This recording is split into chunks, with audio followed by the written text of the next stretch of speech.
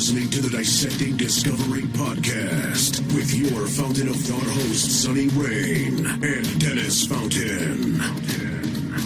Resistance is futile. This podcast may contain Star Trek Discovery spoilers, talk of Pon farr, and interspecies relations. Listener discretion is advised. Welcome, everyone, to the Dissecting Discovery podcast. Call us on our listener line at 413-612-8037. Like us on Facebook. Follow us on Twitter at TalkFOT, or visit our website at fountainoftought.com. This is episode 4, The Butcher's Knife Cares Not for the Lamb's Cry. All right, as we do every week, Sonny, give it a general rating on a score of 1 to 10, with 10 being best. I'm giving it a 9. Ooh, I'm going to go back to, I'll say an 8. I'll keep it an 8. It's really starting to impress me. I really didn't think it was, I thought this whole episodic thing was going to bother me, but I'm finding it kind of refreshing because we've never seen this in Star Trek. We've always seen the same old formula. This is just this ongoing story, and with secrets being delivered every week. Little by little, yeah, I like that. Yeah, and it's really cool, and I'm enjoying what I'm seeing. The reason I'm saying 9 and a 10 is because the damn Klingons, some titles have got to go. I can't read that fast. They put them up for like 2 seconds. I can't read that fast. It bores me. It makes me tired, and I don't want to watch. Well, I saw the previews for next week, and the Klingons are speaking English, so I'm hoping it's staying. But I agree with you. The first time they did it, I didn't mind it. As an introduction, here it goes. But on a weekly basis, no, it's got to go. It can't stay. It's just highly annoying. And the only other complaint, like I said, we've talked about this already in past episodes, is they really overdid it on the Klingons. They don't look like Klingons. They look like a different species. I don't think they had to go and redesign the Klingons all over again, but I don't mind it. Unless down the road they're going to evolve into something. We find other houses, you mean? I don't know, because if you notice in this episode, they talked about how once this war is over, the houses are all separating. Yep. Right. And we don't even know if these are all the houses. So, yeah, we haven't seen all 24. Yeah, so, I mean, I guess they can explain. If they're so in-depth of what they're doing, they got an idea for what they're doing, I'm sure, but we'll have to see. That's the only thing I'm a little still apprehensive about, is the look of the Klingons. But the episode was very, very good. All right, good. So as you mentioned, it starts with the Klingons. The episode opens up with the Klingons and the stupid dumbass subtitles, which I agree we should go. So we've got the Volk, the albino Klingon is. This one, here I go. I'm going to nitpick a little bit. So he's still stuck where they had the battle at. It's been 6 months. And he's still there. And this is what gets me. You haven't called for help. You haven't gotten assistance. And supposedly he doesn't want to salvage parts from the Shenzhou because it's going to disrespect T'Kuvma. But this is the part that I really, really take back at is, since when do Klingons eat humans? Oh, I didn't catch that. How did you miss that? She says, wasn't it you that was smiling as you were ripping the flesh off her skull? They eat humans. That could have meant scalping. No, they were eating because they're talking about they're starving. They have no more food left. Would you sleep through that section? Just misunderstood it, I suppose. Yeah, I'm like, whoa. God, maybe, but listen, humans? I got to be completely honest with you, okay? I woke up this morning at 5 o'clock in the morning. I said, well, I'm going to go do it now. So I watched it this morning. So I was a little groggy sitting there. I just got up. But I remember that scene, but I didn't take it as they were eating humans. Oh, no, yes. They ate humans. Well, Worf said in Next Generation that the Klingons had dark pasts where they did some... That kind of struck me a little bit. So, okay. So we move on from that, and now we're on to Lorca assigning Burnham to study the creature that they took from the Glen that I thought was like a targ, but we turn out is not really a targ. It's got 6 legs for one. Looks like an overgrown mole. Yeah, it kind of it's big. So what? And it drools. Yes, they should call it Julius Caesar. What we find out is that Lorca tells her, we want to weaponize this. Find out, because, you can set your phasers on kill. It doesn't affect it. Klingons baffle it, don't do anything to it. So there's got to be a way to weaponize this some way. Weaponize it. Now we find that science officer is taking matters into her own hands. And you know what? And I don't want to come out wrong, but I was glad she got what she got coming to her. I kind of liked her. I thought it was... She had her nose in everybody else's She business. did. That's why I kind of liked the character. Yeah, well, yeah, but I mean, the character, yes, I liked it because it annoyed me. Yeah. I just don't like a person that's going to be pushy like that and always think what they think it... People that always think they're right and had the right answer for everything. And she got her ass kicked. I don't believe they had to kill her off, but they why wasn't she a red shirt? Every episode we're killing people. Have you noticed that too? Every episode somebody dies. So the red shirts are back, but they're not wearing red. Nobody has a red shirt. Nobody has a red shirt. Well, no. We won't. That's because we don't. They don't want us to know who's going to die. I also liked the effect. Did you see the effect when we actually saw how Burnham's uniform was created?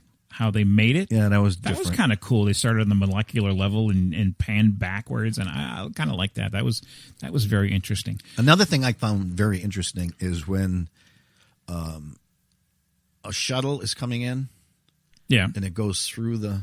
Yeah, we've never seen that before. Yeah, we have. When? Yeah, that was Data did that. I can't tell you how many times when he took the shuttle out. That happened all the time. That he would just go through the. Yeah, I never saw that. Yes. Yep. Mm-hmm. One of the ones that stands out in my mind, I can remember seeing it right now, is remember when the toy, for lack of a better name, the toy maker took Data, and because he was a collector and he collected things, and Data was doing transports back and forth. We saw a scene over and over and over again when he was going through the energy field. Yeah. Well, maybe it's just because they've just come up with some better special effects. It just really looked impressive. Yeah. But what is with the saucer section? Well, I was going to get to that. I was going to get to that. So we'll get to that later as we move along. So now she's got her weapon on kill, and she's firing at this thing, and it's fighting whatever, and she dies. She's all sliced up. What I liked is now we're in the medical bay, and doctors are in white again. I like that. So in Star Trek, we've toyed with the white for medical before. And Star Trek the Motion Picture, they wore white. But now, in all other Trek, there was always blue was medical science, kind of a greenish kind of color, too. Depends on what uniform you're looking at. But I like the white, teal. Yeah, I like the white for medical. Did you like that? The uniforms now? I didn't notice the white. All right. So so far we've seen Dennis, we've had this discussion many, many times. You watch a show or a movie, and you're watching the production. I watch everything. Yes. It's not the same for a lot of people.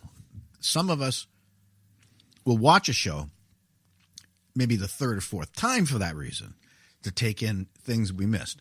But a lot of us are just focused on the story of what's going on. How could you not? The whole sick bay is all white. It's the way your brain is wired. It's just that's what you pick up. I liked it. Everything at one time. Do you like the new uniforms? I mean, we talked about the deltas. We like the deltas, but do you like the new uniforms? The uniforms have always been a question from day one, because it's like, you go from looking more military to all of a sudden looking like you're wearing 60s clothing, and then all of a sudden you're back to wearing now you're wearing spandex, the next generation, which are... What was your favorite uniform? My favorite uniform of all the series? Of anything. I know what mine is. The Star Trek movies. But which one? They changed. Star Trek 2? Well, not one. Anything past Star one. Trek, I agree. Those were my favorite. The one you had.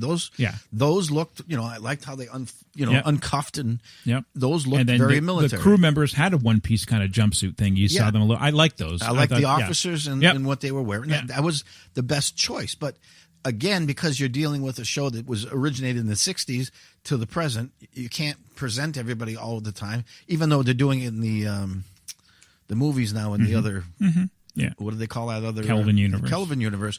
They're doing the same thing. Yeah. It's still, you're looking at them going, they look like they're going to a 60s Austin Powers party. The new ones, you think?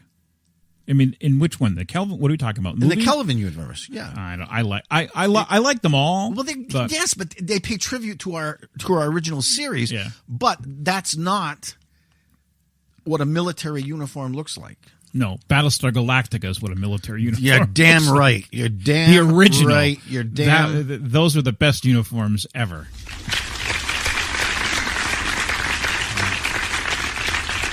The best uniforms they were. ever. Yeah. All right. Even the dress uniforms, as corny as they were, they were way better. They showed as a dress uniform, meaning you only wore it for special occasions. Back to Discovery. All right. So, also what's happening is Starfleet orders Discovery to relieve a dilithium mining colony because they're being attacked by the Klingons. So now they have to go and save the Klingons. I like the holograms that they're doing. I think that's kind of cool. I like the fact that the hologram interacted with the ship, and she says, "Look, here's the video," and the admiral made his display. You know, I like the interaction. I like the computer networking that's going on. It's very advanced. I like it. It makes sense for the time period. It's making it realistic for that time period. So I like that. But this new drive well, that they're messing we're getting with? there. We have to figure out how they get there first. So now they need to get there. So the captain's pissed, and he goes down. He says, "Listen, we got to get there. Blah blah blah blah blah. Let's go. Let's get the spore drive active. We got to get there." And Stamets comes on and he says, "No, we've done small jumps. I can't do it." And and this is where Lorca I start to like him a little more. He's like him, but not like him, because he's not your typical Star Trek character. He's not like a Kirk or a Picard where he's always right. I think this is the first time we're going to see a captain who makes wrong decisions sometimes. This is the guy that's going to turn. Yeah, in my opinion, he could, but he's very very militaristic. Obviously, he's rogue. Yes, yeah. That's good. That's a good adverb for him. He's rogue. So now we're gonna attempt to move. Now this is where, like I said last week, I don't understand. The saucer section doesn't make any sense. Is it just for visuals to pull back because of all the windows? Well, I was wrong. Apparently, this ship is made specifically for this spore drive. And now we finally find out why the ship looks the way it does, because the outer saucer section spins. I thought that was wicked cool. I loved it. You talked about the warp speed, how you didn't like it. You must have loved when the spore drive became active. Yeah, but the weird part is we're obviously going to, I'm hoping we're going to find out that the spore drive doesn't work, because how are you going to explain that for the next like we talked series about after before. series after series that this drive has never existed again? Well, again, like we talked about before, there's several things that could happen. Could be a different timeline, or it could be this is a secret ship, which goes to my theory. Remember when I said this is absolutely secret and everything that happens in here is secret? Like we see the Gorn, and why don't we know about the Gorn later? Because this is a black ops ship. Well, when they go to the mining colony, they eventually save them. They use the drive and they save them, and they leave these little torpedoes to explode, and they save them. And then the miners go, "Oh my God, who saved us?" And they go, "We have no idea." Well, yeah, that would explain it. If they write it off as a black op thing, and a secret thing that just all of a sudden disappears, that would explain why years later we don't see any of this stuff. Except there was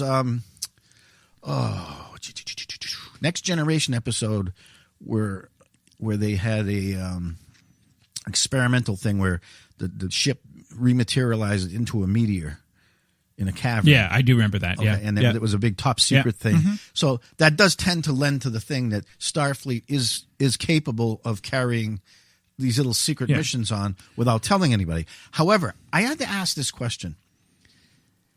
Right from the get-go of this show, the Klingons have cloaking devices. Yeah. Okay. Am I wrong in going back to the original series? It was the Romulans that had cloaking devices. It wasn't the Klingons. I believe that's the way it went, yeah. And all of a sudden, we're just ignoring that? We're just going I don't know. I'd have to research that timeline thing and find out how that happens. But because even in TOS, you know, as the series went on, I guess they were running out of money. Obviously, they couldn't produce Romulan ships, so they started making Romulan ships out of Klingon ships. Mm. and they had the cloaking device and yada yada yada. And then we went to Deep Space Nine, and it was the Romulans that let the Federation borrow one for the Defiant. For the Defiant. Yeah. And I'm looking at this going, well, then why the hell do the Klingons have cloaking? And then later down the line, They don't, and they don't know anything about it, and they have to. Again, there could be a story there that we're unaware of. It's again, possible. Unless we must be dealing with either a set of brilliant writers. Yeah. Well, I think they are good. Or they're going to screw up along the way and sabotage some of the things that we've come to love about Star Trek, right? And say, okay, this is our opinion. It doesn't matter what happened before. I don't think that's the case. I think there's going to be some explanation. We'll figure something out for the way it goes. But I love the way the saucer section spins. I love the way the whole ship twirls, and I thought that was unlike anything I've ever seen before. I liked it. I'm on board with that. I like it, but at what expense? And we find out that the what they call the Ripper, what I called the Targ, the Ripper, they gave it a name, has to be attached to this device because it has some symbiotic relationship with the spores. Correct. And that's how they navigate. So this Ripper somehow is the most intelligent being on the face of the planet because it has every place in the whole universe in its brain somehow. This, I found very confusing. Again, I don't understand. Well, my theory on that is that it's a metabolic thing where it's passed down through the genes, and this particular race of being retains the knowledge of the prior to the prior to the prior to the prior, and that's their job. Their job is to, interface with these spores. So, I mean, I'm sure they're going to explain that as they go along. So I'm not concerned about that right now. It's not that important, but it was interesting because Michael found out about it, and she's so smart, and what she achieves, and that's why I loved her in Walking Dead. She was so good in that show too. That actress. She was also in The Good Wife. I didn't watch that show. Yeah, I did watch that show. But she's she carries this character very, very well, and well, the character is basically like a Vulcan human. I mean, she uses both sides. They didn't even need to do that. They could have just left. They could have, because I think her as an actress, she could have just carried this character. Yeah, but they did it for very well. Storyline. There's more storyline to come. I know. Yeah. I'm not. She's very, very good at what she does. No matter what the role is she's playing, she plays it the right way. Yeah. That's true. She's a good actress. She's very good at what she does. And I'm very interested in what's going to happen next. And that is what I was worried about when I told you on episode 1 that this was going to bore me, because I was going to think, one episode, now we got to wait. But they're giving you a good chunk of information in each episode that satisfies you. Right. And lingering questions here and there. Yeah. That, makes you say, okay, I can't wait. Yeah. For next week's show. Yeah. But they're not giving you a boring episode and you're going, oh, crap. Well, that was a waste of time. Now, next week, is that going to be a waste of time too? Right. Because you know how usually most of our TV shows, for whatever reason, put out a pilot, try to kill the audience and, lock them up. And then for some reason, episodes 2 and 3 suck. It's like a formula. I mean, 70% of the time, in any series you're watching, the next 2 episodes are just... Yeah, well, they put everything into the pilot. Right. And then they cheapen up on the second 2. Yeah. But that's a dangerous policy, because once you bait the audience, it's like throwing out a hook on fishing. Once you got the bass there, you're not just going to keep sitting there waiting and let him keep swimming around till he finally gets off the hook. You want to keep them reeled in. So I would hold back those episodes until later. Well, push a little money forward for the first at least half dozen episodes, and then if you want to go a lame-o one, fans they'll forgive you for one. I'm happy where it's going.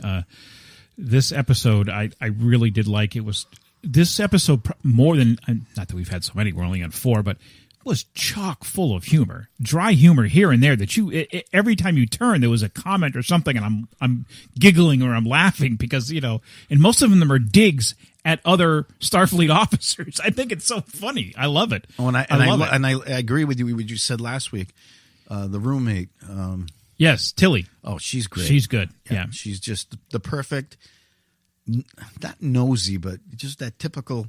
Yeah. You know, one day in band camp. It's that annoying person. You like her, but you want to just say, would you shut the, you know what, up?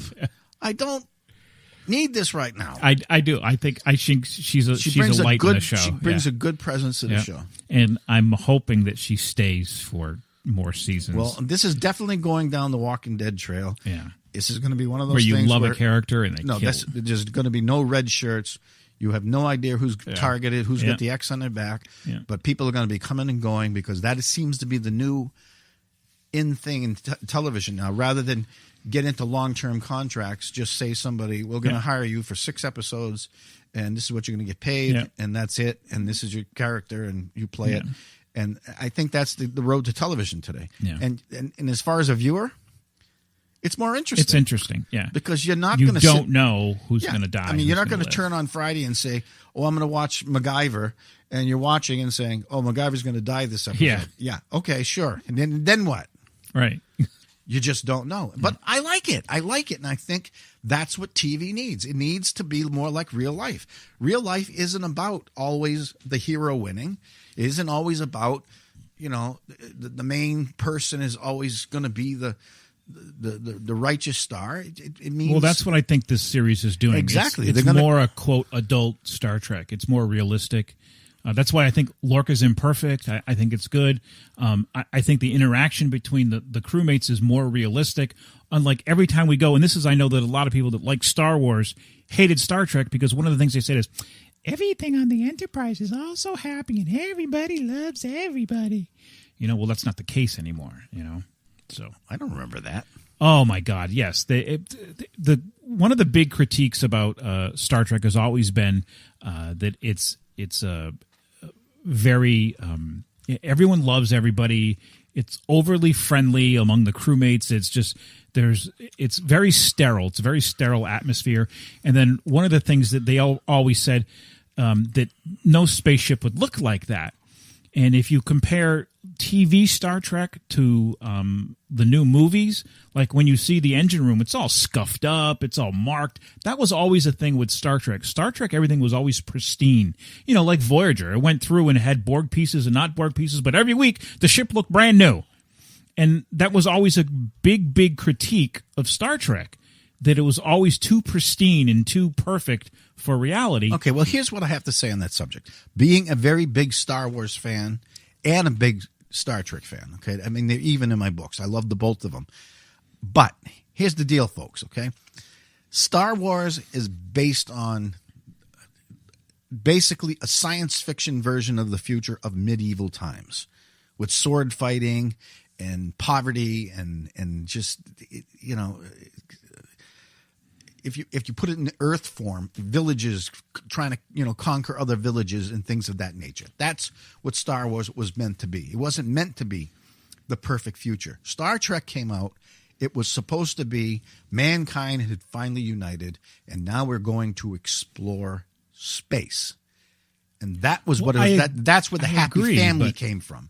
And that's why, you know, and yes, they came into conflicts and battles and tribulations and things that, you know, that happen. But for the whole part, Star Trek was always supposed to be, in Gene Roddenberry's mind, was the exploration of space. But so Star Wars fans need to get off that bandwagon. You've got what you want. You got your Lord of the Rings in the future. This is Star Trek, which is an entirely different version of the future. But I like where it's going. Let's just leave. I like where it's going. It's more realistic than I like where they're both going. But I'm saying the two of them need to stop fighting and feuding. But again, this show is dissecting Discovery. So let's get back to that subject. All right. So we're back in the reaction cube, and the Ripper's in there, and he's getting attached to this machine, and he's, you know, allowing the spore drive to work. And then Michael realizes that, you know, this guy's or thing is in pain. This isn't working out very well. So now we're left to other stories about what's going to happen between this, and that's where they leave it. She sends him back in his quote cage. She brings him some more of the quote good stuff, and he's kind of shy and doesn't want to come out and think, because Michael realizes that every time they engage the spore drive with him attached, it's causing him pain. So it also reminds me, harkens back to Encounter at Farpoint. Exactly. It's the same thing. Exactly. Yeah.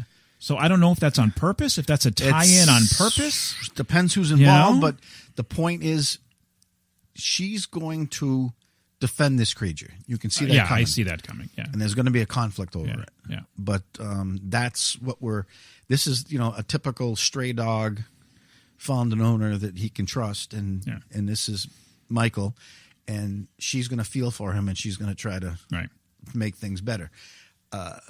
It's fun. It's a fun show. So the last thing we see on the Discovery is Michael Burnham now gets the last will and testament of Captain Georgiou. And this, first of all, it reminded me of the Hunger Games package, the way the thing was dinging all the time. Remember in Hunger Games when they get, that's just what it reminded me of. Again, here's where I'm going to nitpick again. It's her telescope that we saw originally in the first episode. We see her looking, How did they get that? Where did that come from? They left the Shenzhou there. We know it's there because the Klingons are there. It's all blown apart in pieces. They didn't salvage the ship by towing it back or bringing it back or anything. They didn't salvage the drives from it because we know the Klingons are taking it. Why would they go back and get this telescope? Again, you either have a board of elite writers that are doing this on purpose to bait you into thinking exactly what we're doing. Conversation? Why is this? Or they're being brilliant because they're just trying to mess with our minds. Conversation. Not make conversation. Mess with our minds. Make you wonder, think. Make conversation. And make then you later, talk about it. And then later on, all of a sudden, something's going to come along, and that's how it happened. Yeah. Or because we can sit here all day and say, well, maybe some looters came across the crash scene after everybody cleared out, and they went aboard and they found this stuff, and then they got trapped by another Federation ship, and they realized it was, who knows? Yeah, they could come up with all kinds of. Just seemed odd to me, but yeah, you're right. But you're right. I agree. I mean, how would a telescope that's on board a ship that's destroyed in the battle all of a sudden end up transported over there? And then again, how do we know the Klingons didn't do it? And there's not something in that telescope that is going to it's come been into through play. Starfleet. I don't think they. I'm just saying, this is, as a writer, you can play with these different ideas and say, we can do this, we can screw with the audience this way, we can mess with them this way. I mean, just the way the show goes. All right, so the final act of the show is back to the Klingons. The albino is going to get killed, but instead he gets abandoned to the Shenzhou as his last punishment. And then at the last minute, L'Rell beams aboard, and now they're cozy together, and they're talking about how she's going to take him back to her planet and her house and show him things he's never seen before. But it's going to take a sacrifice. It's going to take something major. And so we're left with this big bubble about what's happening. So is L'Rell going to be all lovey-dovey and continue with him, or is she going to backstab him and, the Klingon way and take control or something? So that's where we're left at. What we're doing with Star Trek today, and I finally came up with a perfect example. It's daytime soap opera. Same kind of premise. Well, it's kind of, yeah. No, not kind of. This is what we're doing. We're doing it episode to episode and we do it this way because if they change their mind, because they hear this review or that review or this review, and they want to say, okay, go in a different direction. Let's rewrite this because they're predicting us. They can do that when they do this kind of format. When you do an episode, an entire story, and you tell that story, and you do the underlying thing, it doesn't matter. What you're saying is the story can evolve as the series evolves. Exactly. They can change. They can do whatever they want. Yeah. As the show goes. And I think that's what The Walking Dead's success has been, is that they did the same thing. Yeah. They started off with, 6 episodes on season 1, and they just played along with the audience. Yeah. And whatever the audience reacts to, they went the opposite way to shock them or to do something that, that was unpredictable to keep them coming back. You just want to keep baiting them. It's like fishing, like I just said earlier. Just keep baiting the audience, and they'll keep coming back. And right now, they got me hooked. Yeah. They got me hooked, and I think the show is fun. It's enjoyable. It's entertaining.